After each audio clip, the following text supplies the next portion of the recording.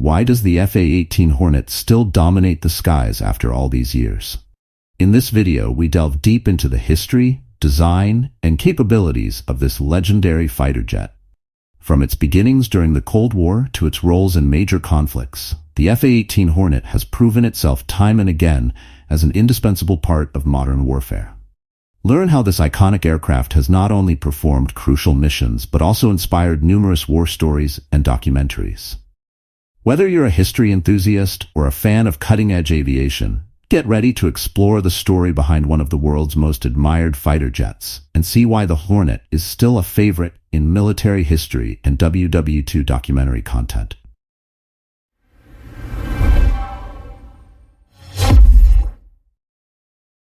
The F-A-18 Hornet, designed by McDonnell Douglas and Northrop, remains an iconic symbol of aviation history. Its origins go back to the 1970s, where the United States Navy was looking for an aircraft that could meet multiple needs, something versatile and reliable enough for both air combat and attack missions. This led to the development of the Hornet, which was built to take on everything from air-to-air combat to ground attacks. Derived from Northrop's YF-17 prototype, the F-A-18 became a standout for its agility, flexibility, and durability. The Hornet was initially envisioned as part of the VFAX program, an effort to create a new kind of multi-role aircraft that could replace older planes like the A-4 Skyhawk and even Corsair TR-2 and complement the F-14 Tomcat. There was pushback from many high-ranking naval officers, but Vice Admiral Kent Lee championed the cause, navigating the turbulent political landscape. In the summer of 1973, Congress stepped in, demanding the Navy find a lower-cost solution than the F-14. The alternatives presented, including a naval F-15 and a stripped-down F-14, didn't offer significant savings.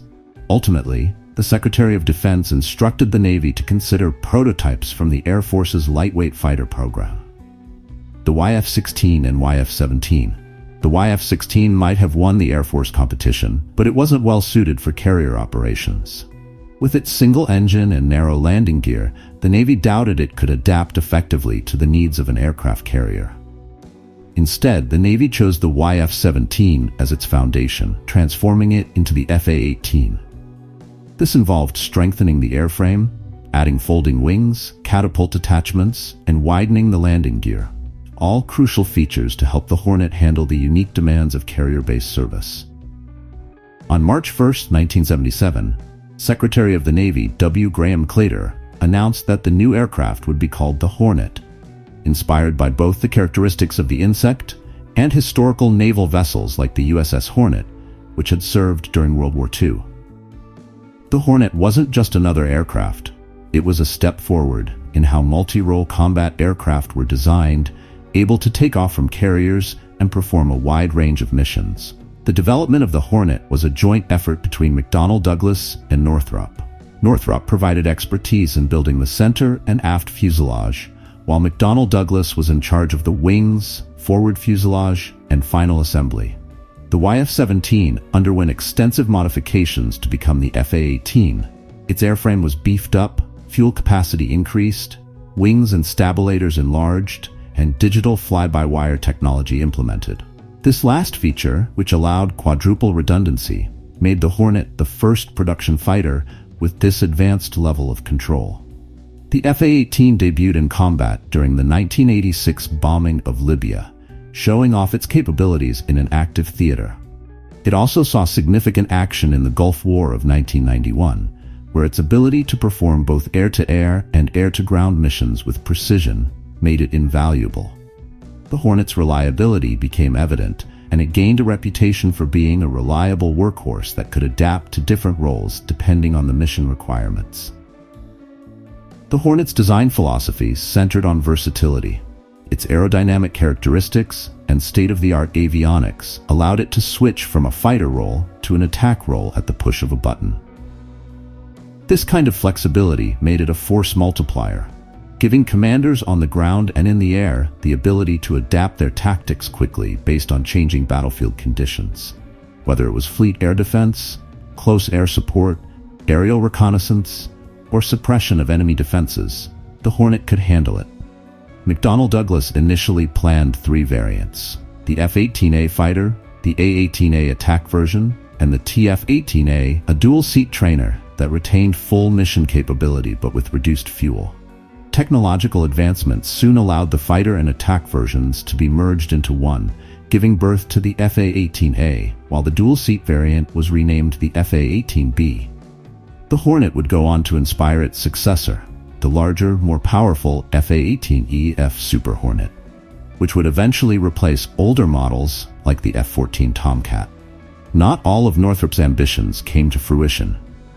They had developed a land-based version, the F-18L, which they hoped to sell to allied nations. This version was lighter and offered enhanced performance compared to the carrier-capable Hornet, mainly due to its simpler design without folding wings and carrier-specific reinforcements.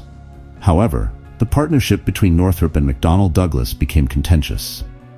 Northrop accused McDonnell Douglas of using F-18L technology for the F-A-18's foreign sales, which led to a series of lawsuits. Though they eventually settled, the F-18L did not achieve the commercial success Northrop had envisioned. The Hornet's production began in earnest in the early 1980s, with the first FA-18A taken to the skies in April 1980. It wasn't long before it was filling the ranks of Navy and Marine Corps squadrons, gradually replacing older aircraft. By the mid-1980s, the FA-18 was deployed on the USS Constellation, marking its first full deployment at sea. It didn't take long for pilots and crew to appreciate the Hornet's reliability.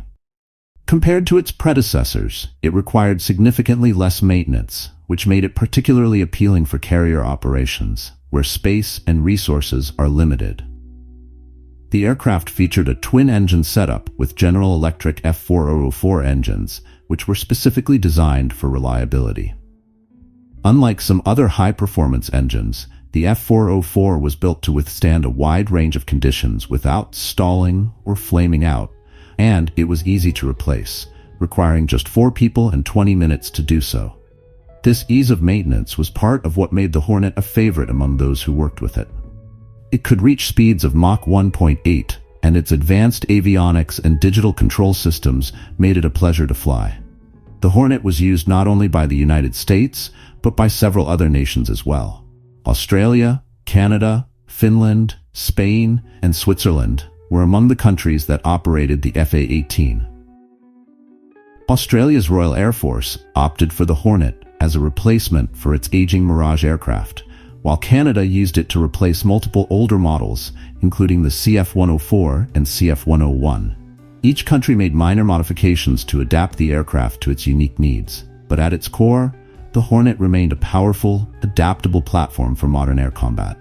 In addition to combat roles, the Hornet also served as a platform for the Blue Angels, the U.S. Navy's flight demonstration squadron. The Blue Angels transitioned to the FA-18 in 1986, using it for over 3 decades before switching to the Super Hornet in 2020. The Hornet's agility and high thrust-to-weight ratio made it ideal for the precision maneuvers performed during air shows, thrilling audiences around the world and demonstrating the impressive capabilities of this versatile aircraft.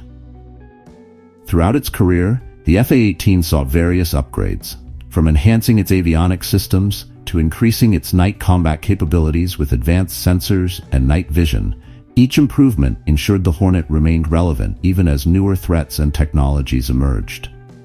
One major evolution came in the form of the F-18E Super Hornet.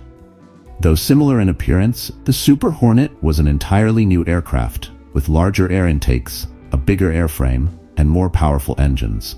It was designed to complement the original Hornet, eventually replacing it entirely as older models were retired. The Hornet's legacy is not just about its combat success, but also about its adaptability and influence on subsequent aircraft design. It was among the first to use multifunction displays extensively, allowing pilots to switch between different combat roles easily. The digital fly-by-wire system, with its quadruple redundancy, gave pilots unprecedented control, allowing the Hornet to perform maneuvers that were not possible with older mechanically controlled aircraft. As the F-35 Lightning II began to replace older aircraft in the 21st century, the Hornet continued to serve alongside its more advanced counterpart. Its longevity can be attributed to its rugged design, ease of maintenance, and the continuous upgrades it received over the years. The Marines, in particular, extended the lifespan of their Hornets to meet operational needs until the F-35B was ready for full deployment. The A-18's ability to operate in various environments, from high-altitude air-to-air combat to low-level ground support, made it indispensable for many years. Even though it was initially designed for a service life of 6,000 flight hours, the Hornet's actual service life was extended to 10,000 hours in some cases.